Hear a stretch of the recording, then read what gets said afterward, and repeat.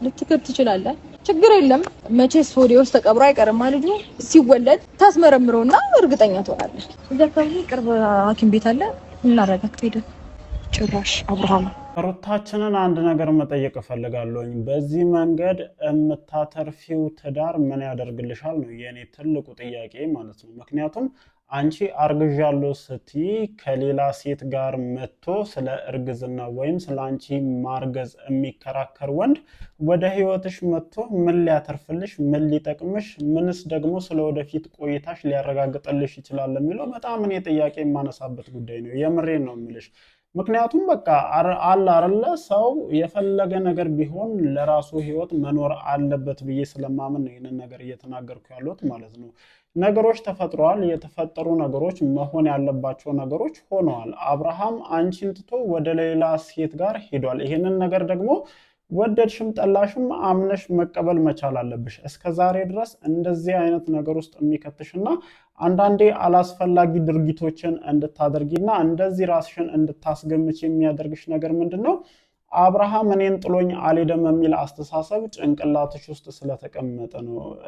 ለዚህ ነገር እኮ ማብራሪያ ራሱ አይጠበቅብሽም። በነገራችን ላይ እንደዚህ ተጨመላልቆ እንደዚህ ከሌላ ሴት ጋር መጥቶ የምር ምን ያውን የአንቺን እርግዝና እኔም ልክ እንደ አብርሃም አምኜ አልተቀበልኩትም።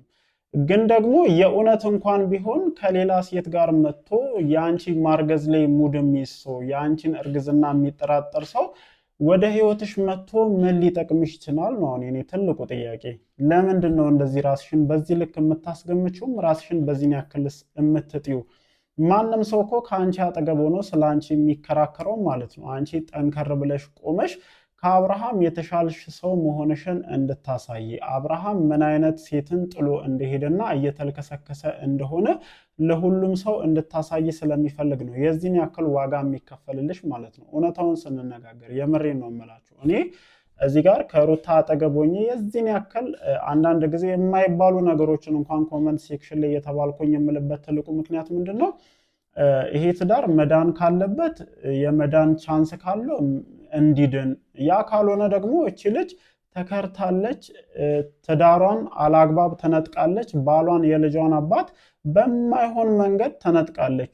ስለዚህ ጠንከር ብላ ቆማ እቺን ልጅ ጥሏት የሄደው ሰው ምን አይነት ኦፖርቹኒቲ እንዳጣ፣ ምን አይነት ቻንስ እንዳጣ፣ ምን አይነት ሴት ልጅን እንዳጣ እንዲረዳ አድርጎ ማሳየት ነው የሚቀለው? ወይስ ራሳችንን ጥለን ሄደን ያንን ሰውዬ መለማመጥ፣ ሁለተኛ ልጅ አርግዤልሃለሁ ብለን ሄደን ጭራሽ ከሌላኛዋ ሚስቱ ጋር መጥቶ እኛ ላይ እንዲያለምጥ፣ እኛ ላይ ሙድ እንዲይዝ መፍቀዱ ነው የተሻለ ሊሆን የሚችለው? ሩታ አሁንም ቢሆን እኔ ትዳርሽን ለማዳን የምትሄጅበትን ርቀት መኮንን አልፈልግም፣ እውነታውን ስናገር ማለት ነው። ያ ደግሞ አንቺን የሚያስኮንንም ጉዳይ አይደለም። የትኛዋም ሴት ልጅ በተቻላት መጠን ትዳሯን ለማትረፍ መሞከር አለባት ብዬ አስባለሁኝ። አንዳንድ ጊዜ እንደውም የምታዘባቸውና እንደ ድክመት ሴቶች ጋር የማነሳቸው ነጥቦች አሉ። በቃ ትዳራችን የኛ ነው፣ ትዳራችን የኛና የኛ ነው። ከባሎቻችሁ ጋር ስትጣሉ ሮጣችሁ ፋሚሊ ጋር ሄዳችሁ የምታቀርቡት ቅሬታ አለ፣ ጓደኞቻችሁ ጋር ሄዳችሁ የምትነግሩት መናገር አለና ትዳራችሁን ያጣችሁ ቀን ማለት ነው ፋሚሊዎቻችሁም እነዛ አጠገባችሁ ሆነውም እንደዚህ አድርጊ፣ በዚህ ውጪ፣ እንደዚህ ሁኚ ሲሉ የነበሯችሁ ሰዎችም ጀርባቸውን እንደሚሰጧችሁ ማወቅ አለባችሁ። እንደዚህ አይነት ነገሮች ሲፈጠሩ በሁለት እግራችሁ ቆማችሁ ማዳን ያለባችሁን ትዳር ለማዳን ጥረት ማድረግ፣ ያ የማይሆን ከሆነ ደግሞ በሁለት እግራችሁ ጠንከር ብላችሁ ቆማችሁ የወለዳችኋቸውን ልጆች ለማሳደግ ጥረት ማድረግ አለቀ።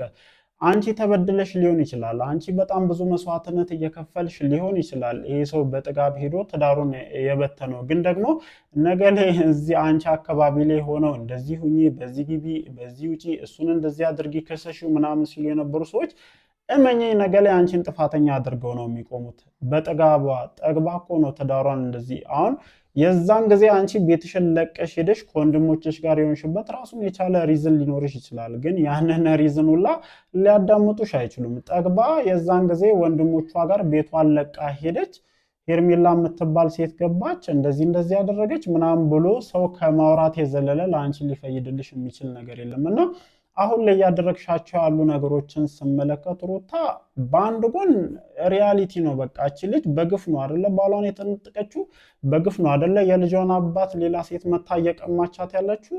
ለምንድን ነው ጥረት የማታደርገው? ለምንድን ነው ግብ የማትገጥመው የሚል አይነት አስተሳሰብ አለኝ እውነታውን ስናገር እንደ የትኛውም ሰው ማለት ነው።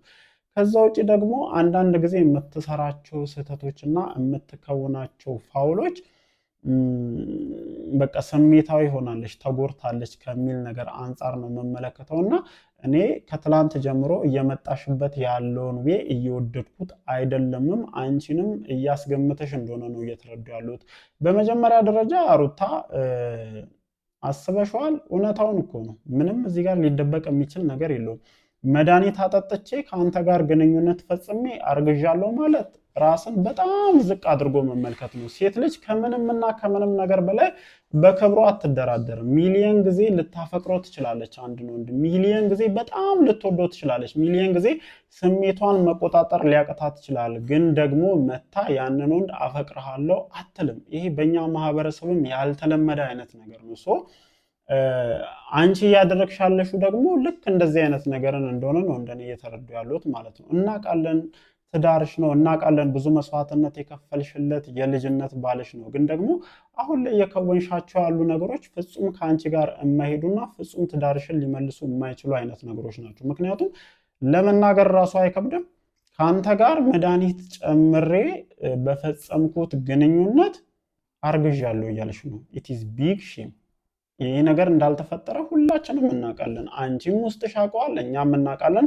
አብርሃምም አንቺ ጋር እርግዝና እንደሌለ በደንብ ያውቃል። ለዛም ነው ለማልመጥ ስለሚፈልግ ሄርሜላን ይዞ አንቺ ጋር ተገኝቶ እንደዚህ አይነት ሙድ ለመያዝ እየሞከረ ያለው ማለት ነው። አንቺ ነጥብ በጣልሽ ቁጥር እነዚህ ሰዎች አንቺ የጣልሽውን ነጥብ በደንብ መጠቀም ይፈልጋሉ። አይደለም አንቺ እንደዚህ መጥተሽ ነጥብ ጥለሽ ይቅርና አንቺ ነጥብ እንድትጢ ሆን ብለው ፈልገው ሰርች አድርገው የሚንቀሳቀሱ አይነት ሰዎች ናቸው። እና ለምንድን ነው ለእነዚህ ሰዎች እድሉን መስጠት የምትፈልጊው? ለምንድን ነው ወደ ራስሽ ተመልሰሽ እስኪ ቆፍጠን ብለሽ ከልዑሌ ጋር ሆነሽ የራስሽን ቤት የራስሽን ህይወት ለመምራት ሞክሪ። በቃ ሁሉንም ነገር ኢግኖር እየገጨሽ ደስታ በዚህ ሊመጣ ይችላል።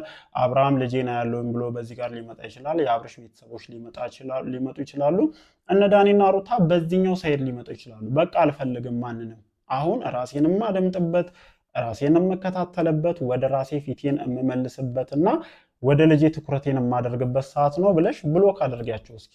የዛን ጊዜ አንቺ ማንነት በደንብ ነጥሮ በሁሉም ሰው ዘንድ ሊታይ ይችላል ብዬ እንደኔ አስባለሁ። ጋይስ ይሄ እኔ እንደ አንድ ወንድም ለሩታ ሪኮማንድ ላደርገው የምችለው አይነት አመለካከት ነው። ግን ደግሞ ከሰሞኑ ሩታን የምትወዱ ሰዎች፣ ሩታን የምታከብሩ ሰዎች እየተመለከታችሁት እንዳላችሁ ከሆነ ሩታ ራሷን ከማቅለል የዘለለ ስራ ትዳሯን የሚያደንላትን ህይወቷን የሚያስተካክልላትን የልጇን አባት የሚመልስላትን አይነት ነገር እየከወነች አይደለም። ይሄ ነገር እሷን እያስገመተና እሷን ነጥብ እያስጣለ ወደማይሆን ነገር የሚመራትን ተግባር ነው እየፈጸመች ያለችው እና ይህንን ነገር እያየውኝ እኔ ትክክል ነው፣ ልክ ነሽ፣ እንኳን አረገዝሽ፣ እንኳን እንደዚህ ሆንሽ፣ እንኳን አብርሽን ደፍረሹ እንደዚህ አይነት ነገር ተፈጠረ ብዬ እንትን ልል አልችልም። ከዛ ውጪ ትላንትና የተናገርኩት ነገር ሪል መሆኑን አትርሱ።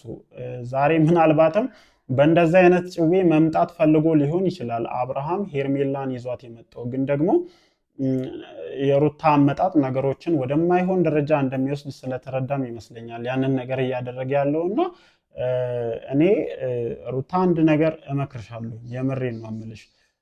በቃ ይቅርብሽ። አንቺን የማይወድሽ፣ ለአንቺ ክብር የሌለው፣ ለአንቺ ሪስፔክት የሌለው፣ ቤተሰቦችሽን የማያከብር፣ የወለደውን ልጅ የማያከብር ሰው ወደ ህይወትሽ ተመልሶ መጥቶ ምንም አይነት ፋይዳ ሊፈጥርልሽ ስለማይችል በሁለት እግርሽ ቆመሽ ነገሮችን በራስሽ አቅም ለማስተካከል ሞክሪ። እባክሽን ሩታ እባክሽን፣ በቃ ይሄ ነገር ነው ሊያዋጣሽ የሚችለው። አስበሽዋል? አንቺ የምር አርግዘሽ እንኳን ቢሆን ሌላኛዋን ሚስቱን ይዞ መጥቶ አንቺ ላይ ሙድ ለመያዝ የሚሞክርን ሰው ነው እንግዲህ ሁለተኛ ልጅ አርግዝልሃለሁ ብለሽ እንትን እያለሻለሽ እና ይሄ መጋፈጥ ይቅርብሽ። ዝም ብለን ስናይም ለመጋፈጥና ይሆናል አይደል አልሸነፍ ባይነት መንፈስሽ እስካሁን ድረስ እንዳልሞተ ነው እየተረዱ ያለሁትና ይሄ ነገር እንደማይጠቅምሽ በዚህ አጋጣሚ መናገር ፈልጋለሁ። ጋይስ ዛሬ በተለቀቀው ቪዲዮ ዙሪያ እናንተስ ምን ሐሳብ አላችሁ? እንደተለመደው ሐሳባችሁን ኮሜንት ሴክሽናችን ላይ ማስፈራችሁን አትርሱ። እወዳችኋለሁ። ይመቻችሁ።